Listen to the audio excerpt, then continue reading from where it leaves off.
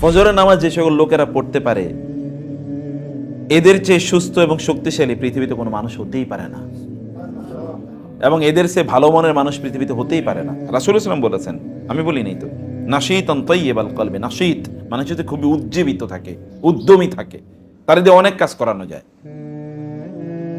আর অন্য যে ব্যক্তি উঠে না, সে কি ফাসবাহা কাসলান খাবিসান নাফস, ওই ব্যক্তি খুব কাসলান, খুব অলস, ঘুম থেকে উঠছে 10টায়, তারপরেও শরীরটা মেজমেজ করে, আরে ভালো লাগতেছে না, আর একটু ঘুমাই, তাই না?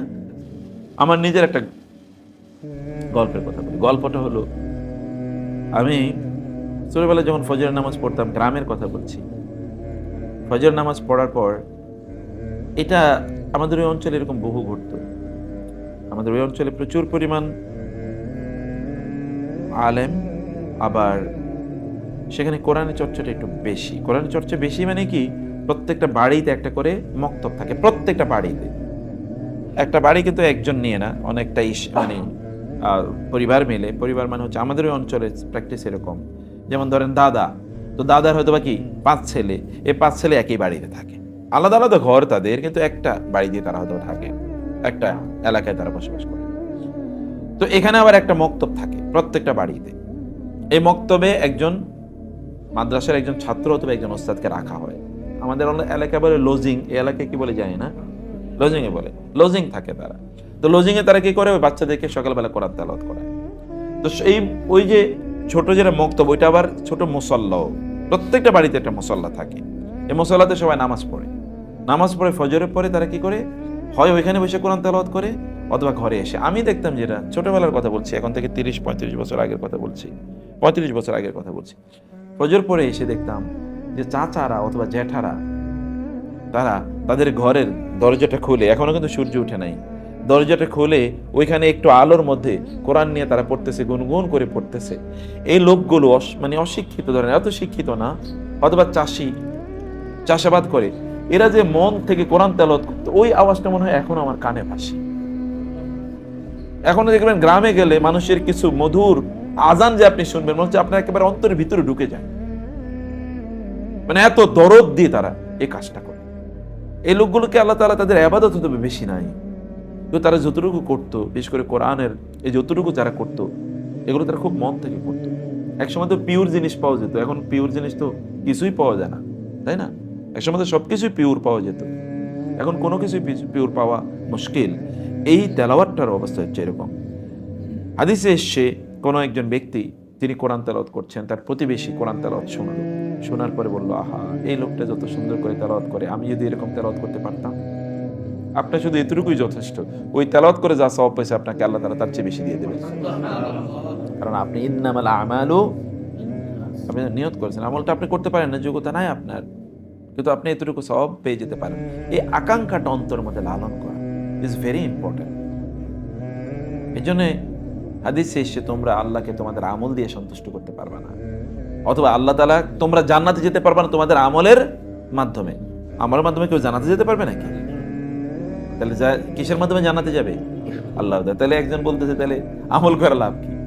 আরে মিয়া, দয়া পাইতে হইলে তো আমল করা লাগে, মানে আমল, দয়া পাইতে হলে কি লাগবে? আমল করা লাগবে। অতএব দয়ায় তুমি যাবা বটে, কিন্তু দয়া পাওয়ার যোগ্য হবে কি? আমল করার মাধ্যমে। যেমন বিশ্ববিদ্যালয়ে ভর্তি হইলেই তো সে কি পাবে?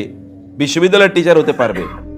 এমনকি টিচার কি ভর্তি না হইলে কি সে টিচার হতে পারবে? আগে তো ভর্তি হওয়া লাগে, আগে তো আল্লাহর রহমত পাওয়ার জন্য কি যোগ্য হওয়া লাগবে।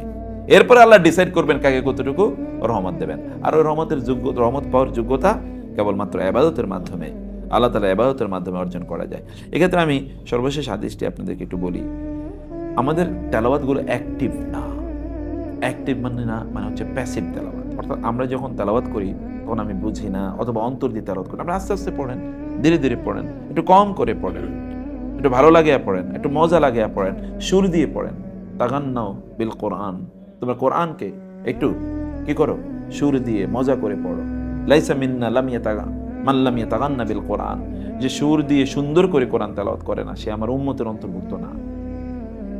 এটা কিন্তু ভয়ঙ্কর কথা, সে আমার উম্মতের অন্তর্ভুক্ত না। গুনগুন করে একটু মজা করে করে কোরআন তেলাওয়াত করা, তাহলে অন্তরে গিয়ে আঘাত করে, গাঁথে অন্তরে। যখন আপনি পড়বেন তখন আপনার নিজের কাছে যেন ভালো লাগে। আপনি বলবেন আমার সুর ভালো না, আপনার সুর ভালো না, এটা আপনার ইস্যু, কিন্তু আল্লাহ তাআলার ইস্যু না এটা। আল্লাহ তাআলা কেবল আপনার চেষ্টাটা দেখতেছেন, এই লোকটা একটু আমার কিতাবটা, আমার কথা একটু সুন্দর করে পড়তে চাচ্ছে, আমার কথা একটু সুন্দর করে পড়তে চাচ্ছে। এখনো পৃথিবীতে শত শত লোক তারা ইসলাম গ্রহণ করছে, তারা কোরআন তেলাওয়াত শুনে, শুধু কোরআনের তেলাওয়াতটা এরকম ঝংকার তৈরি করে। কোরআন তেলাওয়াত, কত লোক রাসূলের কাছে এসে ইসলাম মানে ইসলাম সম্পর্কে জানার জন্য শুধু তিনি কোরআন তেলাওয়াত করছেন আর কিচ্ছু করেন না, এই লোকগুলো তারপরে কি মুসলমান হয়ে গেছে, শুধু কোরআন তেলাওয়াত শুনে। ওমর রাদিয়াল্লাহু তাআলা কি শুনছেন? হত্যা করতে যাচ্ছিল রাসূল সাল্লাল্লাহু আলাইহি ওয়াসাল্লামকে, তারপরেই তো তিনি ইসলাম গ্রহণ করে আসলেন। তুফাইল ইবনে আমর আদ-দাউসি তিনি আসলেন মক্কায়, লোকেরা বলল খবরদার তুফাইল তুমি কাছে যেও না, তিনি অনেক বড় কবি, কিন্তু মুহাম্মদের কাছে যেও না, তিনি এরকম এরকম এরকম। যেমন হাত্তা হাসাউতু ফি উযুনি কুতানান, আমি আমার কানের মধ্যে তুলা দিয়ে রাখতাম যেন মুহাম্মদের কথা সাল্লাল্লাহু আলাইহি ওয়াসাল্লাম আমার কানে না পৌঁছে। কিন্তু একবার দেখলাম কাবার চত্বরে দাঁড়িয়ে একটা লোক মনোযোগের সাথে কি যেন পড়তেছে, এবং তার ইবাদত দেখে মনে হলো যে এইরকম ইবাদত তো আরবে কোথাও দেখি না, এত মনোযোগের সাথে এত সুন্দর করে। কে? কাছে গিয়ে দেখলাম মুহাম্মদুর রাসূলুল্লাহ সাল্লাল্লাহু আলাইহি ওয়াসাল্লাম। আমি একটু শোনার চেষ্টা করলাম, আমি দেখলাম আরে অসাধারণ কি কি যেন উনি বলতেছে, কিন্তু আমি ভয়ে এখান থেকে তাড়াতাড়ি পালাইলাম, কুরাইশরা যদি দেখে। এরপরে আমি তিনি কোথায় এটা একটু খোঁজ করলাম, একজনের বললাম যে ভাই, কাউকে বললে আবার যদি কুরাইশরা আমারে ধরে ফেলায় তাহলে তো আরেক বিপদ। একজনের দেখলাম, দেখে মনে হলো যেন এই লোকটারে বলা যায়, তিনি ছিলেন আলী রাদিয়াল্লাহু তাআলা আনহু। ভাই আমি একটু মুহাম্মদের সাথে দেখা করতে চাই। বলে তাহলে ঠিক আছে, কাউকে বলো না, তুমি একটু আমার সাথে কি গোপনে গোপনে, আমি যেদিকে যাই এইদিকে যাও। দারুল আরকাম ইবনে আবিল আরকাম, আরকাম বিন আবিল আরকাম রাদিয়াল্লাহু তাআলা আনহুর বাসায় রাসূলুল্লাহ সাল্লাল্লাহু আলাইহি ওয়াসাল্লাম ছিলেন। তিনি সেখানে গেলেন, উনি পিছনে পিছনে গেলেন এবং গিয়ে বলেন আসলে আপনি কি বলেন, বলেন তো আপনি আসলে বলেন কি? রাসূলুল্লাহ সাল্লাল্লাহু আলাইহি ওয়াসাল্লাম তার সামনে সূরাতুল ফালাক এবং সূরাতুন নাস, সূরাতুল ইখলাস শুধু তেলাওয়াত করলেন, এতটুকু আর কিচ্ছু না। তিনি বললেন তিনি কিন্তু সেরা কবি, এখন রবীন্দ্রনাথ কিচ্ছু না তাদের কাছে, এত বড় কবি, বুঝতে পেরেছেন? এইরকম তিনি বললেন যে চোখটা তুলে বললেন আপনি কি যা বলেন এগুলোই? বলে হ্যাঁ। বলে প্লিজ আপনি আমার মুসলমান বানান। শুধু কয়টা সূরা? এখন আপনি বলেন তো এই সূরাগুলো আপনি পড়েন নাই? আপনি সূরা ইখলাস, সূরা ফালাক, সূরা নাস পড়েন নাই? প্রতিদিনই তো পড়েন হয়তো, কিন্তু আপনার মধ্যে এই অনুভূতিটা তৈরি হচ্ছে, দেখেন তো। এবং সাধারণ কবি না, কিন্তু আমি বলছি শ্রেষ্ঠ কবি এর মধ্যে একজন। এবং তিনি এরপরে বললেন আমাকে আপনি অনুমতি দিন, আমি এই কথাগুলো আমার এলাকার লোকজনকে গিয়ে বলতে চাই, আমাকে একটু বলেন, অনুমতি দিন, আমি এলাকার লোকজনকে শুধু এগুলোই বলি। এবং এই যে আবু হুরায়রা রাদিয়াল্লাহু তাআলা তার কাছে কিন্তু ইসলাম গ্রহণ করে। তুফাইল ইবনে আমর আদ-দাউসি, এতটুকু। সূরা তাহা যদি ওমরের মধ্যে বিপ্লব তৈরি করতে পারে, সূরা তাহা কে না পড়ে? আমরা তো পড়ি, তাহা মা আনজালনা আলাইকাল কুরআনা লিতাশকা, কিন্তু এই বিপ্লব আমাদের মধ্যে কেন তৈরি হয়? ওই ভালোবাসা, আমি এই যে বললাম আপনারা বিশ্বাস করেন, একটু ভালোবাসাটা দিয়ে একটু কোরআন তেলাওয়াত করে দেখেন, একটু ভালোবাসাটা দিয়ে অন্তর থেকে, গভীর অন্তর থেকে উপলব্ধি দিয়ে তেলাওয়াতটা করে দেখেন যে কি তৈরি হবে, বিপ্লব তৈরি হয়ে যাবে ভিতরের মধ্যে। কারণ কোরআনের কাজই হচ্ছে এটা, কোরআন এই অনুভূতি তৈরি করে দেয়, এই কাজটি কোরআন করেছে। এখনো বহু লোকের, আমি যারা অমুসলিম থেকে ইসলাম গ্রহণ করে এদের স্টোরিগুলো আমি পড়ি, তাদের অনেক ইউটিউবে এদের ভিডিও পাওয়া যায়, ইটার্নিটি বা এরকম নাম দিয়ে, রেভার্ট এরকম নাম দিয়ে। আমি দেখি, বিশ্বাস করেন, এর মধ্যে 99% লোক তারা বলে যে কোরআনের কারণে তারা ইসলাম গ্রহণ করেছে। 99% লোক তারা বলে কোরআনের কারণে। এইটা একটা অসাধারণ ফেরেশতা, মানে জিনরা তারা তো এক পাশে দিয়ে যাচ্ছিল। সূরাতুল জিন পড়েন না আপনারা? কুল উহিয়া ইলাইয়া আন্নাহু ইসতামা'a নাফারুম মিনাল জিন্নি ফাকালু ইন্না সামি'না কুরআনান আজাবা। এক দল জিন একদিকে যাচ্ছিল, রাসূলুল্লাহ সাল্লাল্লাহু আলাইহি ওয়াসাল্লাম কেবল কোরআন তেলাওয়াত করেছেন, জিনরা একটু শুনলো, একবারই শুনছে, এর আগে কিন্তু এরকম না যে প্রতিদিনই শোনাচ্ছে। তারা বলে ইন্না সামি'না কুরআনান আজাবা, আমরা তো একটা অবাক কোরআন শুনলাম। এবং তারা বলল ইয়াহদি ইলার রুশদি ফাআমান্না বি, মাত্র শুনছে, সাথে বলে ফাআমান্না বিহি, আমরা তার প্রতি ঈমান আনলাম। এবং তারা বলল যে আমরা আমাদের এলাকায় যাব, এবং আমাদের মানুষদেরকে আমরা এই কথাগুলো বলবো, এই কোরআনের দাওয়াত তাদেরকে দেবো, আমাদের এলাকার মানুষদেরকে, আমাদের এলাকার লোকদের, মানে জিনদেরকে তারা দাওয়াত দেবে। জিনরা এই অনুভূতি তাদের মধ্যে তৈরি হয়েছে। এই জন্যে তিনি যখন কোরআন তেলাওয়াত করতেন, তিনি অ্যাক্টিভলি কোরআন তেলাওয়াত করতেন। রাসূলুল্লাহ সাল্লাল্লাহু আলাইহি ওয়াসাল্লাম অ্যাক্টিভলি তিনি কোন আয়াত তেলাওয়াত করলে এই আয়াতটা দেখি রহমতের আয়াত হতো, তিনি আল্লাহর কাছে রহমত চাইতেন। আযাবের আয়াত হলে তার মধ্যে কি সুরের মধ্যে এরকম একটা অবস্থা তৈরি হতো। তিনি কোরআন কিন্তু তেলাওয়াত এমনি করা যায় না, কোরআন তেলাওয়াতের মধ্যে কান্নার ভাব থাকতে হয়। কোরআন তেলাওয়াতের মধ্যে কি থাকতে হয়? কান্নার ভাব, সুরের মধ্যে কান্নার ভাব থাকা লাগে। হাদিসে এসে তোমরা কোরআনকে কবিতার মতো গদ্যর মতো করে পড়ো না, কোরআনকে কবিতা বা গদ্যের মতো করে পড়ো না। কোরআন যখন তেলাওয়াত করবেন একটু কান্নার একটু ভাব রাখবেন। ফাইন লাম তাবকু ফাতাবাকাউ, কাঁদতে না পারলে কান্নার ভাব করো। কারণ কোরআন নাজিল হয়েছে, কোরআনের সাথে যেখানে আপনি দেখবেন কোরআন কথা বলতে গিয়ে আল্লাহ তাআলা বারবার বলেছেন খাররু সুজ্জাদাও ওয়া বুকিয়া ইযা তুতলা আলাইহিম আয়াতুর রহমানি খাররু সুজ্জাদাও ওয়া বুকিয়া। তারা কোরআন তেলাওয়াত শুনলেই তারা সিজদায় লুটিয়ে পড়ে, কাঁদতে কাঁদতে কাঁদতে কাঁদতে সিজদায় লুটিয়ে পড়ে কোরআন তেলাওয়াত শুনলে। কোরআন তেলাওয়াত করলে কি অবস্থা হয়? শুনলেই যদি এরকম হয় তাহলে করলে কেমন হতে পারে? ঝংকার তৈরি করে মানুষের অন্তরে, ঝংকার তৈরি করে মানুষের অন্তরে কোরআন এর তেলাওয়াতটা। তিনি জন্য কোরআন তেলাওয়াত যখন করতেন তখন কোরআনের মধ্যে তিনি প্রাণ খোঁজার চেষ্টা করতেন। কোরআনের মেসেজগুলো তার মধ্যে একটা এমন একটা প্রাণ তৈরি করত বা এমন এক ধরনের প্রভাব তৈরি করত। সাহাবায়ে কেরাম আব্দুল্লাহ ইবনে আমর রাদিয়াল্লাহু তাআলা তিনি রাসূলের কাছে আসেন, বললেন ইয়া রাসূল, আমি তো যুবক, ভালো করে শুনেন, যুবক কিন্তু বয়সেরই শোনা। এই যে আমরা বয়স কত কত? সুবহানাল্লাহ।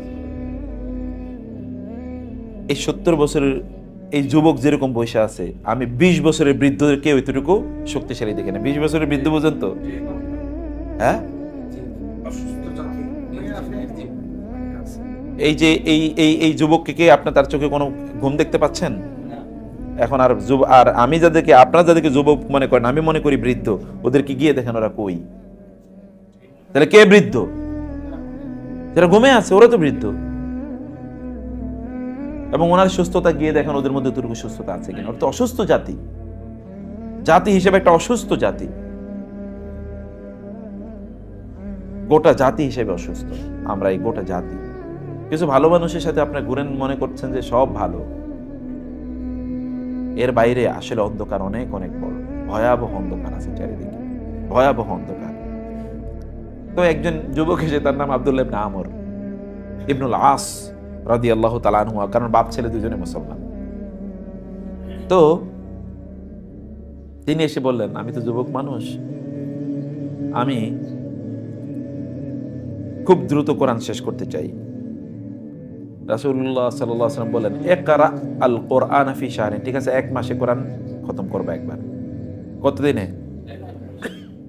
এক মাসে। তিনি বলেন, ইন্নী আজিদু কুওয়াতান, ইন্নী শাবুন নাশীতুন, আমি তো যুবক, আমার শক্তি আছে।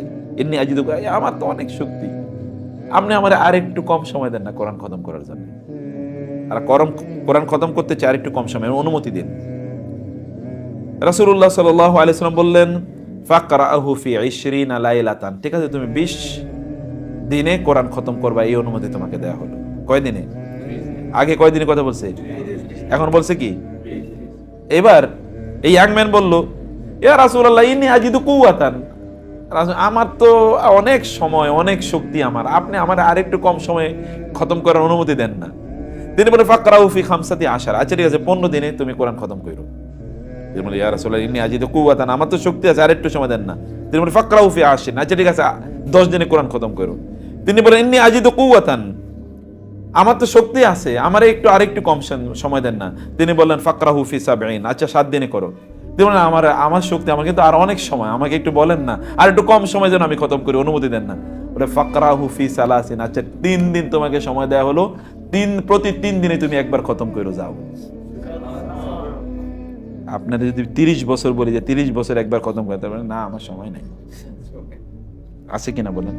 30 বছরে খতম করছে। এরকম সাহাবীর এনার্জি দেখেন, এনার্জি কিভাবে গোটা পৃথিবীকে তারা নিয়ন্ত্রণ করেছে, গোটা পৃথিবী তাদের পায়ের কাছে লুটিয়ে পড়েছে। এসে বলে আমি 3 দিনও তো আমার কাছে, তার কাছে বেশি সময়, আমি 3 দিন সময় নেবো কোরআন খতম করার জন্য, আমাকে আর একটু কম সময় দেন। মানে কি জেনারেশন, এইরকম মানুষ, এটা অসম্ভব এরকম মানুষ পৃথিবীতে আরেকবার আসা। কিন্তু এর তৈরি হয়েছে কিন্তু এই কিতাবের কারণে। এই কিতাব তাদেরকে এরকম মানুষে পরিণত করেছে। প্রিয় ভাইরা, আমি লাস্ট হাদিসটি পড়ে তারপরে একটু সামনের দিকে যাই। মানে আয়াতে আমি 10-15 মিনিট আয়াতে শুধু আলোচনা করব, যে আয়াতে আমি পড়ছিলাম। হাদিসে এসেছে, ইযা ক্বারা ইবনু আদম আস-সাজদাতা ফাসজাদা ই'তাযালা আশ-শাইতানু ইয়াবকি। যখন বনি আদম কোরআন তেলাওয়াত করে এবং কোরআন তেলাওয়াতের প্রভাবে সে সেজদা দেয়, তখন শয়তান চিৎকার করে কাঁদতে কাঁদতে পালিয়ে যায়। কারণ শয়তান বলে, ইয়া ওয়াইলাহ ওয়া ফি রিওয়ায়াতিন ইয়া ওয়াইলি উমিরা ইবনু আদম বিসসুজুদি ফাসাদা ফালাহুল জান্নাহ ওয়া উমিরতু বিসসুজুদি ফাআবাইতু ফালাইয়ান নার। আরে বনি আদমকে সিজদা করতে বলেছেন আল্লাহ, সাথে সাথে সে সিজদা করছে এবং সে জান্নাতে যাবে। আর আমাকে সিজদা করতে বলা হয়েছিল, আমি অস্বীকার করেছি, আমার জন্য জাহান্নাম বরাদ্দ হয়ে আছে। কোরআন তেলাওয়াত করে সিজদা দিলেই জান্নাত। তাহলে কোরআন তেলাওয়াত করলে কি অবস্থা হইতে পারে? তেলাওয়াত করার কারণে যে সিজদা দিয়েছে প্রভাবে, লাম ইয়াখিরু আলাইহা সুম্মাউ ওয়া উময়ানা, যে কোরআন তেলাওয়াত করলে সে অন্ধের মতো করে আচরণ করে না। কোরআন তেলাওয়াত করলে তার আচরণটা হয় কিসের মতো? তার আচরণটা হয় সত্যিকার একজন কোরআন প্রেমিকের মতো। আমি আর 10 মিনিটের মধ্যে আপনাদের, এরপরে যদি আপনাদের কোনো ইয়ে থাকে সেটাতে আমরা যাব। আল্লাহ সুবহানাহু ওয়া তাআলা, সূরা মারিয়াম আমার খুবই প্রিয় একটা সূরা। আচ্ছা, আপনাদের কার কার কোন কোন সূরা প্রিয়? সব কোরআন তো, পুরো কোরআনই তো আমাদের প্রিয়, কিন্তু তারপরে কিছু মজার জায়গা আছে না? একজন সাহাবী, তিনি, এই হাদিস তো আপনারা সবাই জানেন, আমি শুধু সূরা ইখলাসের কথা সবার জানা আছে না? তো একজন সাহাবী, তো তিনি প্রত্যেক নামাজে কি করছেন? সূরা ইখলাসই পড়ছেন। তো রাসূলুল্লাহ সাল্লাল্লাহু আলাইহি ওয়াসাল্লাম তাকে জিজ্ঞেস করেন, কি ব্যাপার, তুমি কি আর কোনো সূরা পারো না? পারি, তবে এইটাই যে পড়লা, বলে আন ইন্নী উহিব্বুহা, আমি এই সূরাটাকে ভালোবাসি। রাসূল ইসলাম কি বলেছেন? তোমার এই সূরার ভালোবাসাই তোমাকে জান্নাতে নিয়ে যাবে। একটা সূরার ভালোবাসা যদি জান্নাতে নিয়ে যায়, তাও 3 আয়াতের সূরা, তাহলে আমরা যদি এর চেয়ে বড় সূরা ভালোবাসি, তাহলে জান্নাত পেতে পারি না ইনশাআল্লাহ? কোরআনকে ভালোবাসা দরকার। আপনি একটু বুঝবেন আপনি কোন সূরাটা আপনার বেশি ভালো লাগে, রিদম তৈরি করে। আমি যখন মাদ্রাসায় পড়তাম, তখন এই সূরাটা, সূরাতু মারিয়াম, এটা আমি তেলাওয়াত শুনতে শুনতে আমি ঘুমিয়ে যেতাম, এত ভালো লাগতো, বিশ্বাস করেন। সেই ছোটবেলা থেকে এই সূরাটির প্রতি আমার ভালোবাসা তৈরি হয়েছে। অন্যরকম রিদম আছে সূরাটির মধ্যে, অন্যরকম একটা রিদম আছে। কাফ হা ইয়া আইন সাদ, যিকরু রাহমাতি রাব্বিকা আবদাহু জাকারিয়া। তোমার রব যে জাকারিয়াকে রহম প্রদান করেছেন, যিকরু রাহমাতি রাব্বিকা, তোমার রব যে জাকারিয়াকে রহমত দিয়েছেন, সেই রহমতের কথা স্মরণ করিয়ে দিচ্ছি তোমাদেরকে। কি? জাকারিয়া আলাইহিস সালাম বৃদ্ধ হয়ে গেছেন, তিনি, তার কোনো সন্তান নাই, তার স্ত্রীও কি বন্ধা। এর মধ্যে তিনি গেলেন, তিনি মারিয়াম আলাইহিস সালামের, তার যে কোয়ার্টার, যেখানে মারিয়াম আলাইহিস সালাম থাকেন, বাইতুল মুকাদ্দাসে, আল আকসা, যেটি ইহুদিরা দখল করে নিয়েছে। ইহুদিদের কিন্তু প্ল্যান হলো আল আকসা ভেঙে ওইখানে 3rd টেম্পল তৈরি করবে, 3rd টেম্পল। এবং তাদের বিশ্বাস অনুসারে 3rd টেম্পল যদি তারা বানাতে পারে, তাইলে তাদের মাসিহা আসবে। তাদের মাসিহা কে? আমাদের দাজ্জাল। ওদের কি? ওদের মাসিহা আসবে। তখন তাদের বিশ্বাস, ওদের মাসিহা যখন আসবে, তখন সারা পৃথিবী কি তারা দখল করবে। আসলে তো দাজ্জাল সারা পৃথিবী দখল করবে না, আইসা তো সে সারা পৃথিবী দখল করবে, কারণ সারা পৃথিবী সে কি ঘুরে ঘুরে বেড়াবে। তার সময়ের একদিন আমাদের সময়ের কতটুকু? 1 বছর। কাসানাতিন ইয়াউমুহু কাসানাতিন, তার একদিন হচ্ছে 1 বছরের সমান লম্বা হবে, এত বড় হবে, এত বিস্তৃত হবে। তারা সেটার অপেক্ষা করছে। সে মসজিদে আল আকসা, বা যেটা আমরা আল কুদুস হিসেবে যেটা আমরা জানি, সেখানে আল মসজিদের খেদমতের জন্য তিনি সেখানে আছেন। একটা ছোট মেয়ে, তার জন্য খাবার নিয়ে যান কে? জাকারিয়া আলাইহিস সালাম। তার টেক কেয়ার করেন খাদিজা। একবার তার কাছে গিয়ে দেখলেন যে ওখানে কি খাদ্য, কি ব্যাপার? ইয়া মারিয়ামু আন্না লাকি হাদা, মারিয়াম কোত্থেকে খাবার আসলো? ক্বালাত হিয়া মিন ইনদিল্লাহ, ক্বালাত হুয়া মিন ইনদিল্লাহ, তিনি বললেন এটা কোত্থেকে এসেছে? একটা মেয়ে, যে আপনাদের মেয়েগুলোর কথা একবার চিন্তা করবেন, আপনাদের ছেলেগুলোর কথা একবার চিন্তা করে দেখেন তো, তাদের জন্য